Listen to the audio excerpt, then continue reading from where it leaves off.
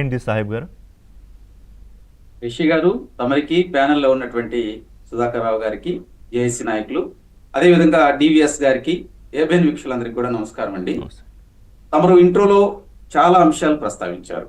అదేవిధంగా సుధాకర్ గారు ఆయన ఉద్యమంలో ఉన్నటువంటి వ్యక్తి, అక్కడ బాధక సాధకులు, రైతుల గురించి వారు మాట్లాడారు. ఏదైనా ఈ రోజు అండి రాష్ట్ర ప్రభుత్వం ప్రతిష్టాత్మకంగా ఏరువాక కార్యక్రమం చేస్తుంది సార్. అవును. ఆంధ్రప్రదేశ్లో ఉన్నటువంటి రైతులు, రైతు కూలీలందరూ కూడా శుభాకాంక్షలు తెలియజేసుకుంటున్నాం రాష్ట్ర ప్రభుత్వం తరఫున. మనం ప్రత్యేకంగా జగన్మోహన్ రెడ్డి గారి గురించి మాట్లాడుకోవాలంటే గత 5 సంవత్సరాల్లో వైకాపా ప్రభుత్వం అధికారంలో ఉన్నప్పుడు అమరావతి రైతుల్ని ఏ విధంగా ఇబ్బందులు పెట్టారు, వాళ్ళని వ్యక్తిత్వ హననం చేశారు, ఇవన్నీ రాష్ట్రంలోనే కాదండి ప్రపంచంలో ప్రతి ఒక్కరికి తెలుసు. శాంతియుతంగా వాళ్ళు ధర్నాలు చేస్తుంటే వారి మీద ఏ విధంగా వాళ్ళ మీద ఎస్సీ అట్రాసిటీ కేసులు కూడా పెట్టించారు. పైపెచ్చు అదే ప్రాంతంలో ఒక అతన్ని ఎంపీ చేసి రాజకీయంగా కులాలు మతాల మధ్య విద్వేషాలు సృష్టించాలని చేసింది. అవన్నీ కూడా ప్రజలు చూశారు, ఇవన్నీ గమనించారు, చీకొట్టారు, అయిపోయిన తర్వాత మీరు ఇందాకంటా ఉన్నారు రాజకీయంగా ఉనికి కోల్పోతున్నారు కాబట్టే వాళ్ళు ఇవన్నీ చేస్తున్నారండి. ఏ రాజకీయ పార్టీ అయినా ఏం చేస్తుందండి, వాళ్ళకు ఓట్లు రావాలి. ఇప్పుడు అమరావతి విషయంలో రాష్ట్రం మొత్తంలో ఉన్నటువంటి అన్ని వర్గాల వారు వైకాపా వాళ్ళని చీకొడుతున్నారు. అరే ఇంకా మీకు బుద్ధి రాలేదని. అయినా కానీ అవకాశం వచ్చినప్పుడల్లా శవ రాజకీయాలు చేయటం, కుల రాజకీయాలు, మళ్ళీ ప్రాంతాల మధ్య చిచ్చు పెడతాం, ఇవన్నీ పరిపాటిగా మారిపోయింది. కాబట్టే నిన్న వాళ్ళు ఒక బృందంతో వచ్చి అటాక్ చేయడానికి వచ్చారండి అక్కడ రైతులను. వాస్తవంగా అక్కడ సిఐ చెబుతూనే ఉన్నాడు, ఏమండి మీకు పర్మిషన్ లేదు, పర్మిషన్ లేనప్పుడు ఎందుకు వచ్చారు అనవసరంగా అంటే, నువ్వెవడు చెప్పడానికి అని చెప్పి అంబటి రాంబాబు అనేటువంటి వ్యక్తి తాడేపల్లి దగ్గర ఉండవల్లి సెంటర్లోనే ఆయన అసలు అందులో స్పెషలిస్ట్ కదా, పోలీస్ యూనిఫామ్ కనిపిస్తే ఇక ఆయన పూనకాలు వస్తాయి. అంటే ఈ మధ్య అతనికి ఒక ఎందుకో మానసిక స్థితి బాగోలేదేమో అనిపిస్తుందండి. అవకాశం వచ్చినప్పుడల్లా కలు దాగిన కోతిలాగా ప్రవర్తిస్తున్నాడు, జనాల మీద అటాక్ చేయటం. అదేవిధంగా ఇప్పుడున్నటువంటి పాలక పక్షంలో కొంతమంది నేతల మీద అతని ఇష్టం వచ్చినట్టు మాట్లాడటం, మళ్ళీ పైపెచ్చు అమాయకుడుగా తెలియనట్టు నటిస్తటం. అంటే కలు దాగిన కోతికి అతనికి దగ్గర పోలికలు ఉన్నాయి. ఎందుకంటే అతని ప్రెస్ మీట్ లో అతని అహాభావాలు ఆ విధంగా ఉన్నాయి. అంటే ఈ అన్ని అంశాలు అయినప్పుడు అక్కడ పోలీసులు సర్ది చెప్పడానికి ట్రై చేశారండి. కానీ అక్కడ సిఐ మీద అటాక్ చేశారు. అయినా కానీ వాళ్ళు పోలీసులు భరించారు, ఎందుకంటే శాంతి భద్రతలు పర్యవేక్షించాలి వాళ్ళు. దాని తర్వాత అక్కడ కొంతమంది రైతులు రావటం, అంటే వీళ్ళు ఉండవల్లి సెంటర్ లో సాయిబాబా గుడి దగ్గర అక్కడ పెద్ద ఎత్తున అమరావతికి వ్యతిరేకంగా నినాదాలు చేస్తే ఎలా అండి? వీళ్ళు అధికారంలో ఉన్నప్పుడు రోడ్డులు తవ్వినటువంటి వ్యక్తులు వీళ్ళు అమరావతి రైతులకు న్యాయం చేస్తారా? ఎవడన్నా నమ్ముతాడా సార్? అరే గుళ్ళు పడగొట్టేవాడు గుళ్ళు కడతానంటే ఎవరన్నా నమ్ముతారా? అదే విధంగా పెద్ద జోకు పరిరక్షణ కమిటీ. అదే ఇది అట్ట కాదండి, ఈ శతాబ్దపు జోక్ అయిద్దండి. కాబట్టి నేనేమంటానంటే జగన్మోహన్ రెడ్డి గారిని కూడా తీసుకొని రావాలి కదా మీరు, నిజంగా ఏదైనా ఇష్యూ ఉంటే. పైపెచ్చు అమరావతి పరిరక్షణ కమిటీ నాయకులు అంట, వీళ్ళు ఎప్పుడు పుట్టారో ఎవరికి తెలియదు అసలు.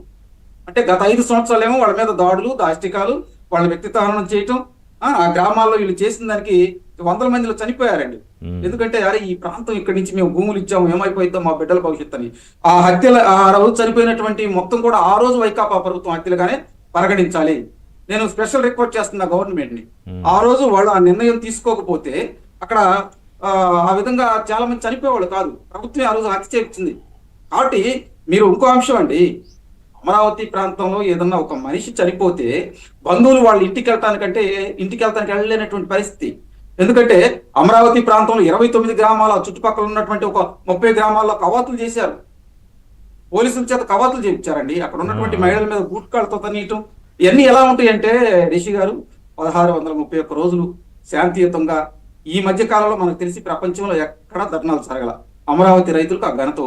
అదేవిధంగా అక్కడ అయ్యా మా భూములు ఇచ్చాము, మా యొక్క విధానపరమైనటువంటి అంశాలు చట్టాలతో కూడుకున్నాయి, వీటిని రక్షించండి చాలా సందర్భాల్లో వేడుకున్నారు. సరే ఇవన్నీ తెలిసినటువంటి విషయం.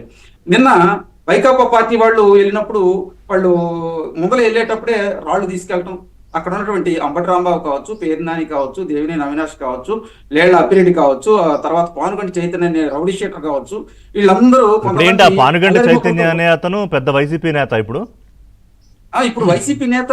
అంటే వైకాపా పార్టీలు ఏంటంటే హత్యలు, మానభంగాలు, రౌడీ చేసేవాళ్ళు కానీ లేదా జనం డబ్బు చూసుకునేవాడిని పెద్ద నాయకుడిని చేసేస్తారు. క్వాలిఫికేషన్ మ్యాచ్ అయింది, అతను పాస్ అయ్యాడు, క్వాలిఫికేషన్ వచ్చేసింది కాబట్టి అతను యువనాయకుడు చేశాడు జగన్మోహన్ రెడ్డి గారు. జగన్మోహన్ రెడ్డి యొక్క మనస్తత్వం ఏంటంటే ఎదుటి వ్యక్తులు ఎప్పుడూ కూడా ప్రజల్ని ఇబ్బంది పెట్టేవాళ్ళే అతనికి కావాలి. కాబట్టి వాళ్ళందరూ దగ్గరికి తీసుకుంటా ఉంటాడు. నిన్న వచ్చి రైతుల మీద అటాక్ చేసేసి ఇష్యూ చేశారు. నేను ఇంకోటి కూడా చెబుతున్నానండి ఇక్కడ, నిజంగా మహిళా రైతులు వీళ్ళు వస్తున్నారని తెలిస్తే ముందలే కారం చీపుర్లు తీసుకొని వచ్చేవాళ్ళు. ఇది ఎందుకంటే వాళ్ళు చేసినటువంటి ఆ ఇష్యూ కోపం వాళ్ళని వాళ్ళ ఆత్మాభిమానం దెబ్బతీశారు, వాళ్ళ వ్యక్తిత్వాన్ని దెబ్బతీశారు. నాకు ఒక సిస్టర్ చెప్పిందండి, ఎక్కడికన్నా వెళ్తుంటే అరే అమరావతి రైతుల్ని వేసులతో పోల్చారు తమ్ముడు, నేను ఏదైనా ఫంక్షన్కి వెళ్ళాలంటే ఫంక్షన్కి వెళ్ళలేనటువంటి పరిస్థితి మాది అని చెప్పి కన్నీళ్లు పెట్టుకున్నారండి. ఏం చేయాలండి అదవల్ని పరికమాలని? జగన్మోహన్ రెడ్డి ఈ రోజు కూడా లేదండి సార్. నేను ఎందుకు అంటున్నానంటే రిషి గారు, బుద్ధి జ్ఞానం ఉన్నటువంటి వ్యక్తులు ఈ విధంగా మాట్లాడరండి మహిళల మీద. నేను ఆ ప్రాంతంలో ఉన్నటువంటి మహిళలు కన్నీళ్లు పెట్టుకున్నటువంటి సందర్భాలు కోకళ్ళు, జగన్మోహన్ రెడ్డి గారిని వేడుకున్నటువంటి సందర్భాలు కోకళ్ళు. అయినా కానీ జగన్మోహన్ రెడ్డి మనస్తత్వం ఎక్కడన్నా కరిగిందా?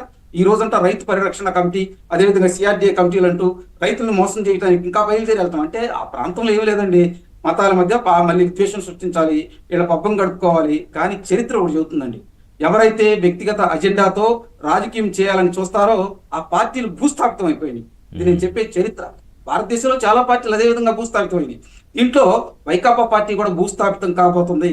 కాబట్టే నిన్న కొంతమంది ఆ రౌడీ మొక్కలతో కలిసి అమరావతి ప్రాంతంలో వెళ్ళటానికని అక్కడ విద్వేషాలు సృష్టించాలి, అక్కడ అల్లర్లు రేపాలి, రైతుల మధ్య మళ్ళీ విభేదాలు సృష్టించాలని మాత్రమే వాళ్ళు వెళ్ళారు. అంటే రాజకీయంగా వాళ్ళు చచ్చిపోతున్నారు కాబట్టే ఆ బతికించుకోవడం కోసం జగన్మోహన్ రెడ్డి అక్కడున్న కొంతమంది అసంతృప్తిని అదేదో పెద్ద రాష్ట్ర సమస్యగా సృష్టించి అలజడి చేయాలి అనేది దీనిలో ఉన్న ఎజెండా, యాక్చువల్ ప్లాన్ అది.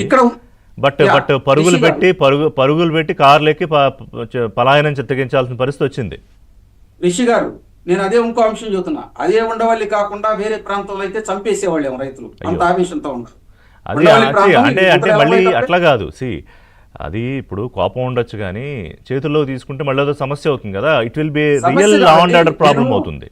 నేను రిషి గారు ఒక నిమిషం నాకు ఈ అవకాశం. నేను బ్రతకటానికే ఇక్కడ నేను స్వేచ్ఛ లేనప్పుడు బతికి ఉపయోగమైంది అనుకుంటారండి ఎవడైనా కానీ.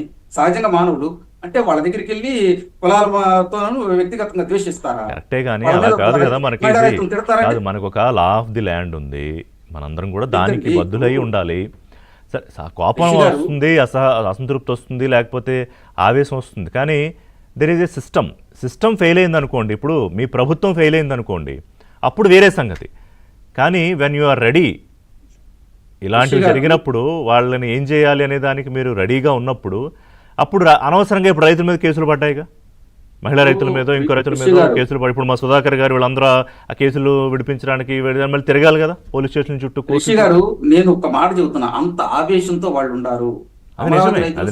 కామకంగా వాళ్ళు అక్కడ ధర్నా చేయటం వల్లే ఇప్పుడు దాకా వాళ్ళ మీద అందరికి కూడా ఒక మంచి అభిప్రాయం ఉంది. చంద్రబాబు నాయుడు గారు కూడా అన్నారు కదా, ఏమయ్యా విద్వేషాలు సృష్టించడానికి మళ్ళీ అమరావతి ప్రాంతంలో వెళ్తున్నారా మీరు? అరే రోడ్లు దొంగకున్న వాళ్ళు ఏ విధంగా న్యాయం చేస్తారండి? ఆ ప్రాంతంలో ఉన్నటువంటి వైర్లు దొంగిలించారు, ఆ ప్రాంతంలో ఉన్నటువంటి ఇసుక, మట్టి, ఇనుప చోవులు దొంగిలించారు. 5 ఏళ్లలో లేనటువంటి రోడ్లు కూడా అవునండి, రోడ్లు తవ్వుకెళ్లారు. మరి ఇప్పుడు అన్ఎక్స్పెక్టెడ్ గా వాళ్ళ మీద ఎందుకు ప్రేమ కలిగింది అంటే? శ్రీనివాస్ గారిని అడుగుతా బ్రేక్ తర్వాత, ఎందుకు ప్రేమ కాదు, ఒకటి మనకైతే క్లియర్గా తెలుసు ప్రేమ కాదని, మనది ఏంటో మాట్లాడదాం బ్రేక్ తర్వాత. Show break. నేతగా ఉన్నప్పుడు అసెంబ్లీ